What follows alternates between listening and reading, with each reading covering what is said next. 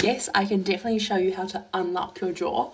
So first of all, we need to get it to lock. So what I do is I just make my... Okay, so first off, even before you, if you do have lockjaw or you have locking of your jaws, don't forcefully do it over time. We'll explain why later, but it can just cause more problems down the line. So try and avoid locking your jaw at all points. Mouse with Y.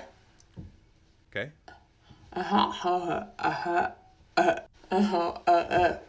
Okay, so she has a locked jaw, and what this is called is an open lock, specifically in her mind. So first we have to know about the joint of the jaw. The jaw is actually a ball and socket joint, kind of like your shoulder. And so there's a little socket here called a little process up here, and then your little ball goes in here, okay? That's called the condyle of your jaw. And when you open, it opens and closes, and it just kind of sits in that little fossa. But if you open up and stretch out the ligament so much that you open, and this pops out over here, you can't get that ball in the socket anymore because it's locked outside, and that is why she is currently in an open lock position, because that condyle has nowhere to get back inside. It should be staying in here, but it's popped out and now it has nowhere to go back in, if that makes sense. So let's see how she exactly fixes it.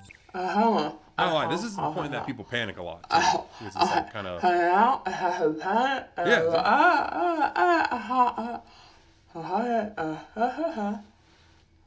okay. Push down.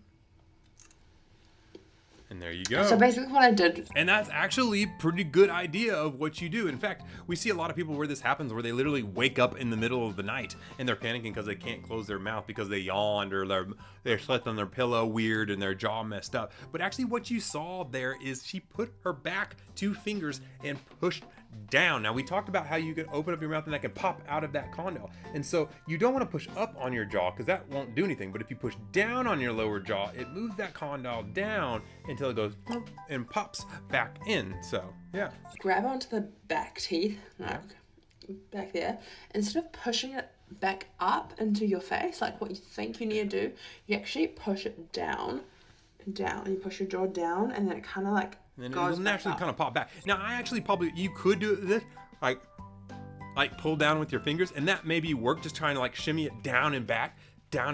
We actually, as a dentist, if I would be on front of you with the chair, I would have my 2 thumbs, and we would push down with the thumbs and try and almost rotate your jaw back. So you got here and you push down, and you kind of almost pull up, you kind of rotate it that way. And that actually seems to help a little bit better. But I could see if you're doing it by yourself, you could use these and really pull down with your fingers. But I suggest getting the thumbs and really pushing down that way.